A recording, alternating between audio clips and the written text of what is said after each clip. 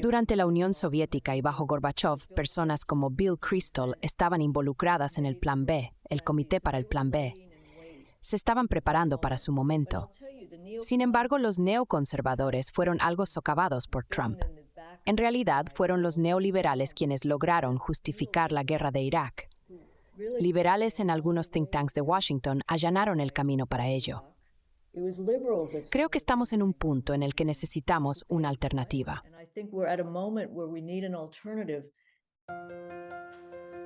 Hola a todos, este es Pascal, y hoy tengo un invitado especial conmigo, un ícono del periodismo y la edición en Estados Unidos, la prolífica Katrina vanden Heuvel. Durante décadas, Katrina fue la editora en jefe y un pilar de la revista progresista, The Nation. Jugó un papel fundamental en dar una plataforma a voces alternativas, especialmente en lo que respecta a la participación de Estados Unidos en guerras.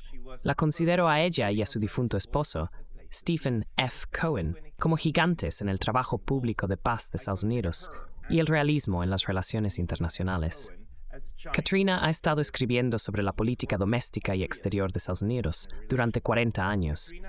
También es miembro del Comité Americano para el Acuerdo Esmiro-Rusia, que ha estado abogando por mejores relaciones entre Washington y Moscú durante muchos años. Katrina, muchas gracias por unirte a nosotros hoy. Katrina, thank you very much for coming online today. Pascal, muchas gracias.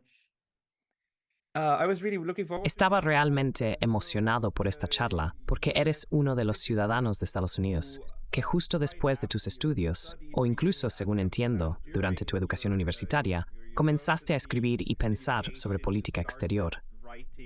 Has estado involucrado no solo con Rusia, sino con todo el mundo desde la perspectiva de Estados Unidos.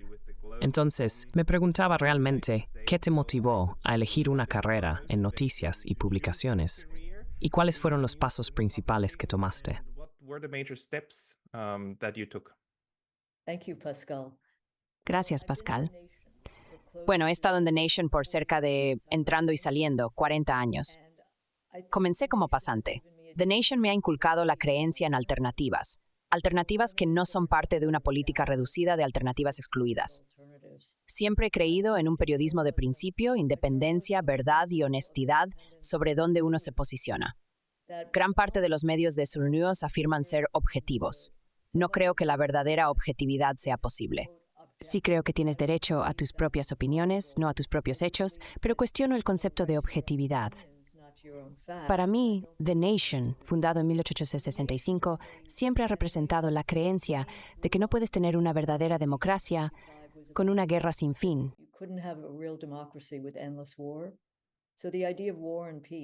La idea de la guerra y la paz fue muy central en mi trabajo y mi creencia en el periodismo. Estuve en The Nation y luego trabajé para ABC News, que tenía una división de documentales. El documental en el que trabajé estaba basado libremente en mi tesis de licenciatura sobre el periodo de McCarthy. Este periodo ha llevado a discusiones sobre una nueva forma de McCarthyismo en nuestro diálogo político, donde hablar puede llevar a ser silenciado o marginado. Después de eso, debo mencionar un incidente en 1978, cuando fui secuestrado mientras iba a visitar a mi padre, que era representante ante la ONU en Ginebra. Escribí sobre esa experiencia de un día para otro. Esto me hizo darme cuenta de que debería perseguir el periodismo de diversas maneras.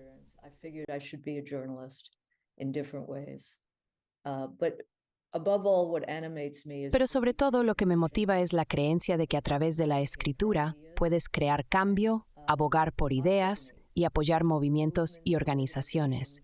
Una experiencia de la que estoy particularmente orgulloso fue trabajar durante 3 meses durante los años de la Glasnost en 1989 en un periódico ruso. Era uno de los periódicos de la era de la Glasnost llamado Moscow News o Moskovsky Novosti. Allí,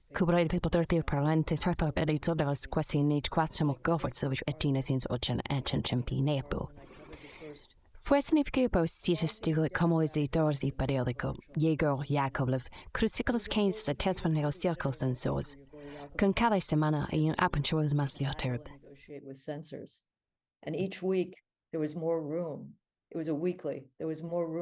Era una publicación semanal, lo que significaba que había más espacio y oportunidad para exposiciones sobre corrupción, abuso o injusticias históricas. Estos fueron momentos significativos para mí. Estar en The Nation desde 1994 hasta el presente contrasta marcadamente con la línea de apertura de su primer número el 6 de julio de 1865, que decía: "La semana ha sido singularmente carente de eventos emocionantes. Nunca he experimentado tal semana. En el mundo acelerado de hoy, mantenerse al día es un desafío. Hay un flujo constante de noticias que exige más que solo una cobertura superficial, lo cual desafortunadamente a lo que muchos de nuestros medios han recurrido. En cambio, hay una necesidad urgente de un análisis incisivo, particularmente sobre cuestiones de guerra y paz". especially around issues of war and peace. Sabes, me parece que durante muchos años, y no puedo precisar exactamente cuándo comenzó, la guerra ha sido una presencia constante en las noticias. Esto incluye diversas formas de guerra, como la guerra contra Rusia, la guerra contra el COVID, la guerra contra el terrorismo y la guerra contra las drogas. Estamos constantemente bombardeados con la idea de que estamos envueltos en guerra. ¿También has notado esto en tu trabajo? Did you also get that from your work? I'll tell you, Pascal, I agree with you. There's also Te diré, Pascal, estoy de acuerdo contigo. También está la guerra contra la pobreza. Parece que hay una guerra contra todo. Lo que realmente me preocupa en este momento es la demonización del diálogo y la diplomacia en favor de la postura moral y la prisa por la acción militar. La militarización de tanto es peligrosa y me preocupa una generación creciendo en ese ambiente. Hemos tenido alternativas a lo largo del tiempo. Sin embargo, lo que me alienta son las protestas llenando las calles de este país alrededor de Gaza, e incluso el movimiento de base, que es verdaderamente de base, alrededor de los no comprometidos. Ya he visto más de 100 ciudades y pueblos uniéndose. 100 cities, towns are already signed on. But the militarization and the La militarización y el número de guerras en las que Estados Unidos está involucrado son muy peligrosos para la posibilidad de renovar la reforma en este país.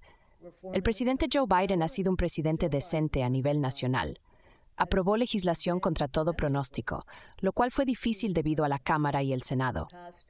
Esta legislación ha reducido a la mitad la pobreza infantil. También ha logrado avances significativos en romper con el consenso neoliberal, que fue una característica distintiva de los mandatos de presidentes demócratas anteriores. Sin embargo, tener políticas domésticas transformadoras, mientras también se participa en guerras interminables o se falla en transformar la política exterior y la seguridad nacional, que se basa en un pensamiento obsoleto, es una contradicción. No sé cómo se puede hacer eso de una manera sana y clara. clear way. What we have Lo que también hemos visto en los últimos años es este tipo de inversión perversa de lo que significa estar en paz. Aquellas fuerzas que impulsan la guerra siempre lo hacen en nombre de la paz. Ese es el truco, porque todo el mundo quiere paz. Pero entonces el truco es decir, solo quiero mi paz. Mi paz solo de la manera en que imagino la paz. Y si no puedo tener eso, voy a la guerra y tendremos que ir a la guerra. También notas, antes y maps de forma fins ridgerais, que siempre lenguaje de paz prevén la guerra.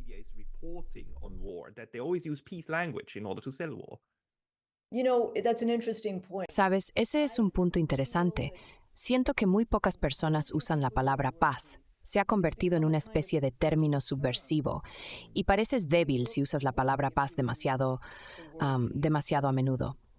Nuestros medios, hiciste una buena pregunta el otro día, Pascal, sobre cómo tenemos estos medios que están tan llenos de aquellos que están de acuerdo con nosotros. Hay una especie de consenso sofocante. Alguien dijo una vez, si todos piensan igual, realmente nadie está estando. Y el fracaso, particularmente durante tiempos de guerra, me hace pensar particularmente en Irak. Hay un componente generacional en la guerra, Pascal. There is a generational component to war, Pascal. Think about those whose defining experience Piensa en aquellos cuya experiencia definitoria fue Vietnam, y estoy hablando de Estados Unidos, Vietnam, Irak. Luego están aquellos como Samantha Power o Anne-Marie Slaughter, cuyas experiencias fueron moldeadas por Ruanda y Bosnia. esa es una perspectiva diferente.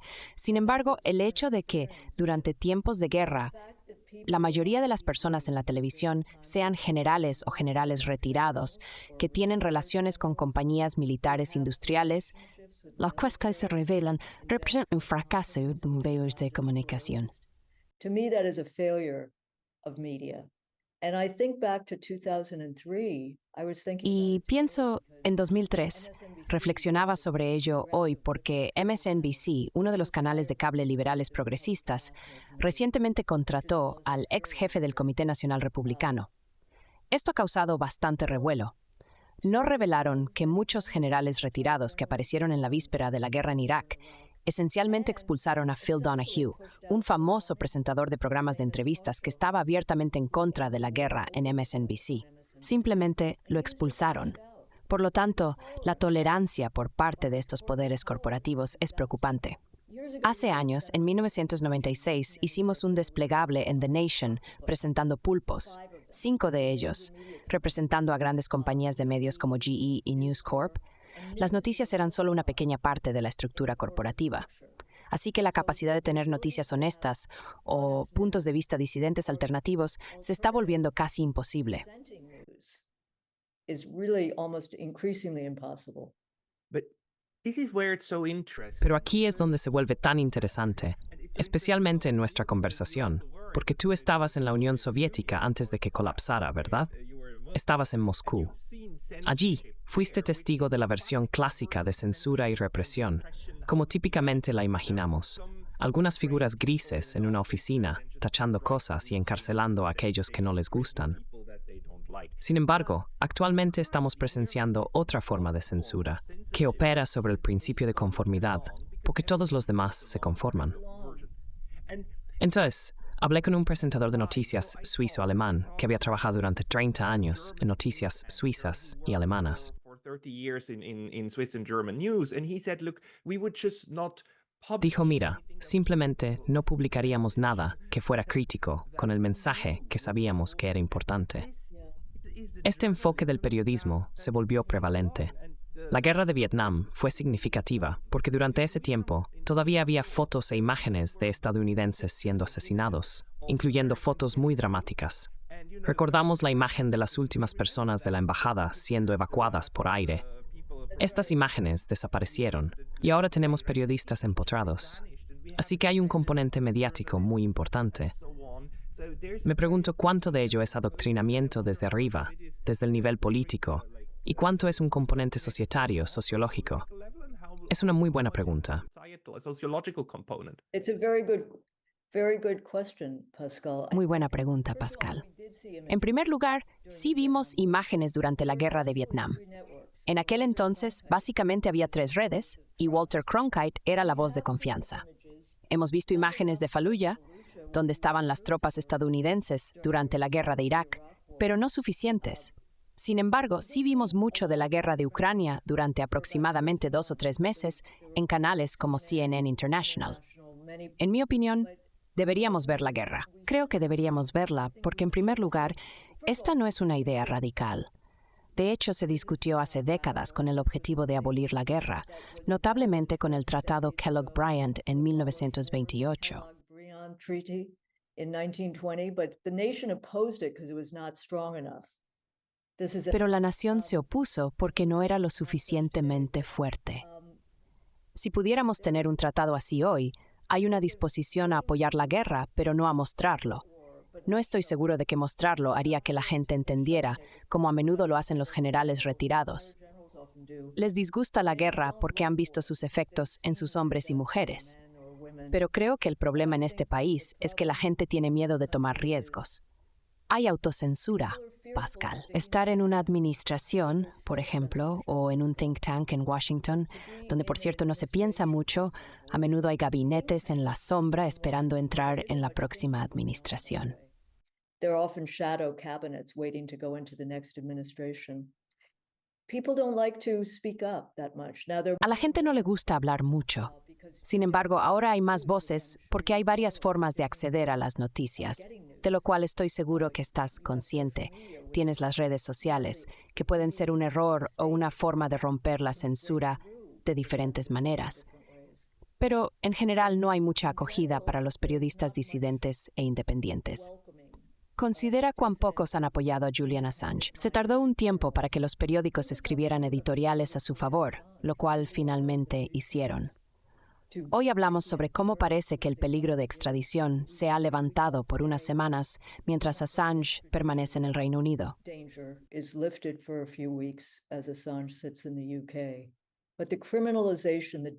La criminalización del periodismo es un primer paso hacia la guerra, como se ha visto en este país y podría suceder de nuevo. Rusia presenta un caso muy diferente. En mi experiencia, que fue bastante poderosa, mi difunto esposo y yo visitamos Rusia durante los años de Brezhnev, en 1981 y 1982. En ese momento no pudimos obtener visas, ni individualmente ni juntos, ya que aún no estábamos casados. Sin embargo, logramos obtener a principio de marzo, justo unos días después de que Gorbachev llegara al poder. La política de glasnost de Gorbachev era esencialmente un intento de reducir la censura. Se centró fuertemente en la desestalinización y en exponer los abusos históricos. Durante este periodo, tuve la oportunidad de trabajar en un periódico que abrazó glasnost.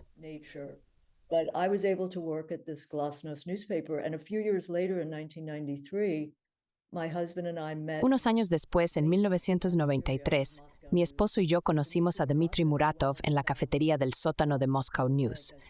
Más tarde fundó Novaya Gazeta, un periódico independiente que todavía enfrenta muchos desafíos en Moscú. Este es el periódico donde trabajaban Anna Politkovskaya y varios otros periodistas rusos, que fueron asesinados mientras cubrían Chechenia y la corrupción. Hoy la situación es obviamente más complicada. La guerra, como bien sabes, es perjudicial para la independencia y para aquellos que valoran el pensamiento independiente. Fortalece a las facciones bélicas de ambos lados, alimenta el nacionalismo y conduce a la represión y supresión de las fuerzas disidentes y semidisidentes. Quasi-dissident voices. Lo que tiendo a pensar es que las grandes potencias necesitan mecanismos de control social para mantener su estatus. Esto se debe a que requieren el apoyo de su población para seguir adelante con políticas que podrían no ser pacíficas. Esto es esencial para un país con una gran población y ejército. La pregunta entonces se convierte en ¿cuáles son estos mecanismos? En Occidente hemos visto una integración de varios componentes. Esto incluye el ámbito político, los think tanks, el periodismo y la influencia de grandes donantes de dinero, como los fondos de inversión de cobertura. Estos fondos pueden dañar su propia economía, así como la de otros, creando intereses enredados. Tengo curiosidad, ¿el periodismo siempre ha funcionado de esta manera o ha cambiado desde que empezaste? Was it the same when you started, or did it change? Very, very good question, and it's not just about the technology. Muy buena pregunta. No se trata solo de la tecnología, también hay una ideología. Lo encuentro entre una generación que ha crecido en las redes sociales hasta tal punto que hay un sentido de presentismo. Estás presente, pero no aportas historia o perspectiva, lo que podría ofrecer más en qué pensar. Así que eso es preocupante. No hay aprecio por la profundidad del reportaje. El reportaje en profundidad se trata mucho de las redes sociales y el Internet y es muy rápido. Hay un privilegio de los clics sobre el conocimiento, la historia y la perspectiva. También hay una rapidez para hacer nivel. Es fácil de analizar las opiniones conectadas a correr, hasta el punto de no saber no te útiles. Literally, won't listen. There's very little listening, which Hay muy poca escucha, lo cual es preocupante. Admiro a Glenn Greenwald, aunque creo que una preocupación es que a veces ataca a quienes están en una posición más débil. Sin embargo, es alguien que ha entendido cuán elitistas son los proyectos de los que los medios informan. Hay una falta de voluntad o desinterés en cubrir historias que reflejen la realidad de la gente. Además, cuando entré al campo periodístico, había periódicos regionales robustos. Ahora tenemos desiertos de noticias y un creciente interés en las noticias sin fines de lucro, lo cual está bien, pero no va a ser la solución definitiva. Which is okay, but it's not going to be the silver bullet, excuse the word. And it also leads to more conformity because the Y esto también conduce a más conformidad porque las fundaciones están apoyando a las publicaciones. Hay una especie de trifecta: medios de comunicación, objetividad política y apoyo de fundaciones. Los cambios en la nación son reveladores. Cuando empecé, teníamos a Christopher Hitchens y Alexander Cockburn como columnistas. No había redes sociales, pero no se les podía categorizar fácilmente. Hitchens tenía sus propias aventuras, pero ahora hay un poco más de conformidad en la comunidad de medios independientes progresistas. Esto ha sido, hasta cierto punto, incitado en los últimos 8 años por Trump. Incited in the last 8 years by Trump. There's a shock that Trump has arisen. Hay un shock con el ascenso de Trump. Sin embargo, lo que falta es un reconocimiento global de que hay muchas elecciones sucediendo este año, no solo la elección de Estados Unidos. Las condiciones que conducen a la aparición de una figura como Trump no son únicamente sobre el hombre en sí, sino más bien sobre el enfoque de los medios en la personalidad, sobre la ideología o las ideas. Este enfoque no logra abordar adecuadamente los cambios extraordinarios y las disrupciones que ocurren. A menudo me refiero a Gramsci, el comunista italiano, quien famosamente dijo que el viejo orden está muriendo y el nuevo mundo aún no ha sido sesión. En esta fase de transición, las patologías de nuestro tiempo. The pathologies of time emerge. And it feels like that. It feels like Parece que algo se está desmoronando, no solo a nivel internacional, sino también dentro de los Estados Unidos. Esto da miedo porque la inestabilidad conlleva peligros significativos.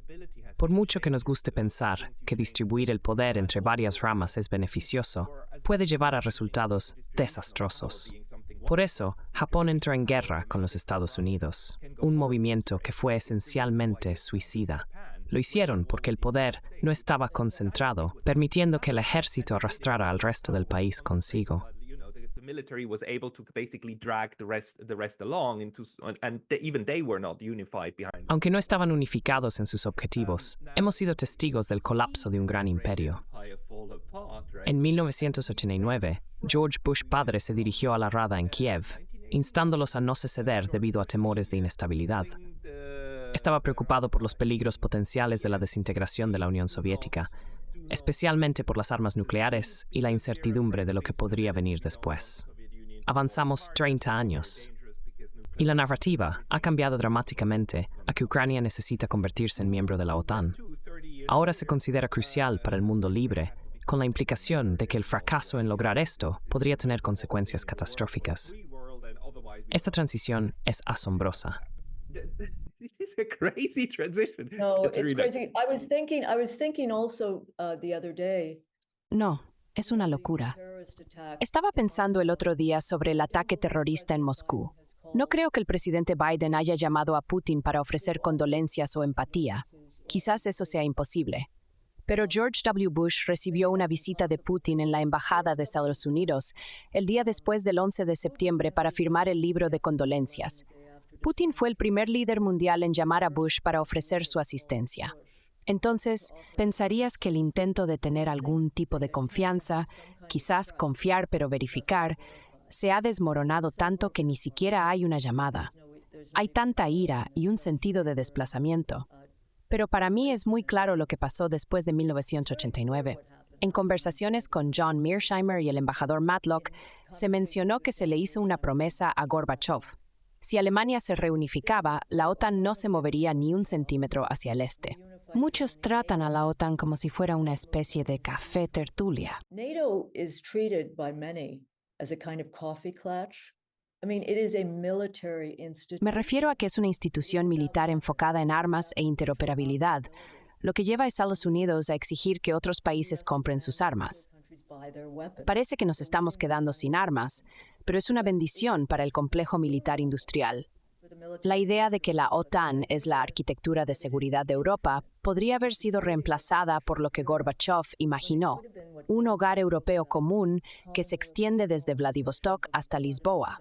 Existen alternativas como la OSCE o incluso la UE. Estas no son instituciones primordialmente militares. La militarización de las relaciones es preocupante. Pascal, hubo un debate significativo sobre la expansión de la OTAN. Publicamos un número especial con senadores destacados como Bill Bradley, Gary Hart y el estimado diplomático George Kennan. Gary Hart George Kennan, the esteemed diplomat, Ambassador Matlock testified before the Senate Foreign Relations Committee. El embajador Matlock testificó ante el Comité de Relaciones Exteriores del Senado que la expansión de la OTAN podría ser el mayor error estratégico al final de la Guerra Fría, y de hecho ha demostrado ser una amenaza significativa. Ahora vemos a nuevos países como Suecia y Finlandia convirtiéndose en miembros. Esto refleja un tono de triunfalismo que surgió al final de la Unión Soviética, que originalmente fue un acuerdo negociado. En lugar de reconocerlo como tal, se convirtió en una celebración de América como la potencia dominante. Personas, incluyendo a John Mearsheimer, han argumentado que confiar únicamente en la OTAN no es prudente. Este sentimiento no se limita a un grupo específico. Se extiende a través de la sociedad rusa. No solo los occidentalizadores como Gorbachev, sino también Yeltsin y otros, se opusieron ferozmente a la expansión de la OTAN. But Yeltsin was fiercely opposed to NATO and others. So I think it's something of a strategic. Entonces, creo que es algo así como un error estratégico estar aquí observando esta guerra brutal y cruel. Lo que ha sucedido, y mencioné a Trump antes, es que él ha dicho cosas como Europa debería asumir más carga y la gente se volvió loca. Si dices algo así, en la política revuelta de hoy, te etiquetan de trumpiano. Pero volví atrás y miré en 1997 y después, y el secretario de Defensa durante los años de Clinton, Bill Cohen, dijo, no hay almuerzo gratis. Digo, todos estaban dando lecciones. El peligro hoy, y ha sido así los últimos años, es que Trump ha degradado algunas de las ideas que son centrales para un mundo alternativo.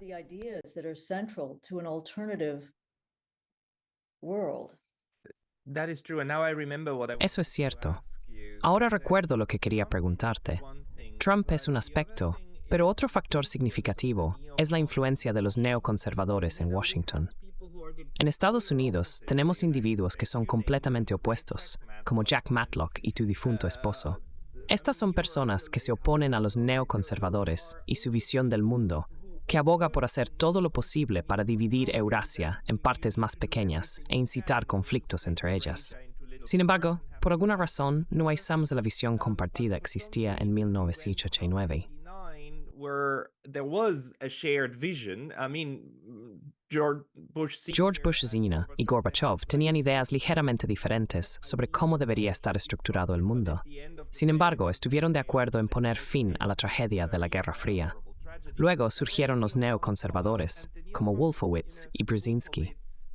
Escribieron libros sobre su visión, y muchas personas en Internet sugieren leer sus obras para entender sus ideas. A pesar de ser solo individuos, Wolfowitz, Brzezinski y Fukuyama han tesis por bres proporcionové strete. And Fukuyama, they have outsized influence. Esto continúa hoy, Pascal. Volvamos a Reagan, cuya historia con Rusia y la Unión Soviética no se comprende completamente. El presidente Biden, en su discurso del Estado de la Unión hace unas semanas, mencionó la famosa directiva de Reagan: derrumba este muro, señor Gorbachev.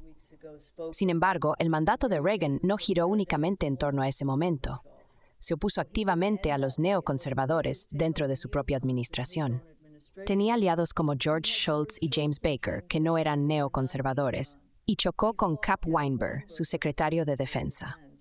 El auge de los neoconservadores fue significativo tanto durante como después de la existencia de la Unión Soviética. Durante la época de Gorbachev, figuras como Bill Kristol estuvieron involucradas en el Plan B, el Comité para el Plan B, preparándose para su momento de influir en la política.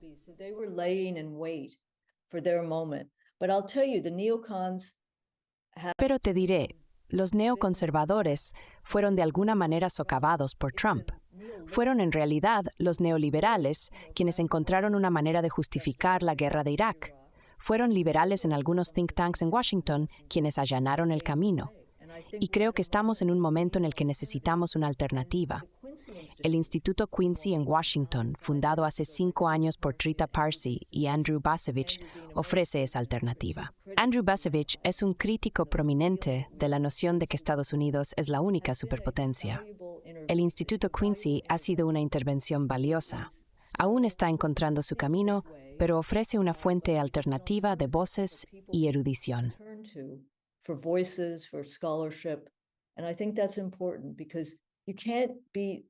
Y creo que eso es importante porque no puedes superar algo con nada. There's some very Hay algunas personas muy interesantes involucradas, lo que me da esperanza. Esta esperanza también está alimentada por mi creencia de que gran parte de nuestra política exterior está impulsada por las élites y no implica escuchar al público general. listening to people. No creo que la gente desee la guerra, buscan seguridad. Ser etiquetado como aislacionista es algo que ni yo ni nadie en Quincy apreciamos. Isolationist. Abogamos por un fórum alternativo seguro en fetición en medio en dirección a tu colectivo.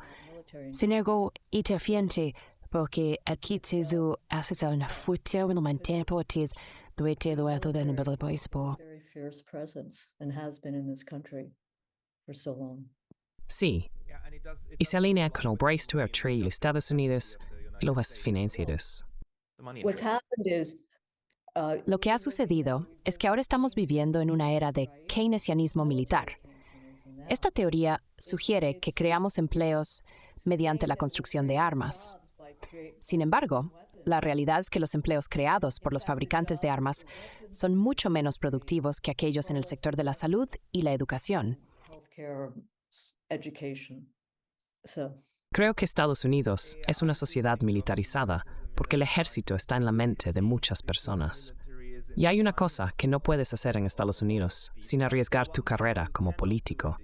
Si criticas a los veteranos, es el fin para ti. Criticize veterans. It's the end. no, and I think it is the end. No, y creo que marca el final.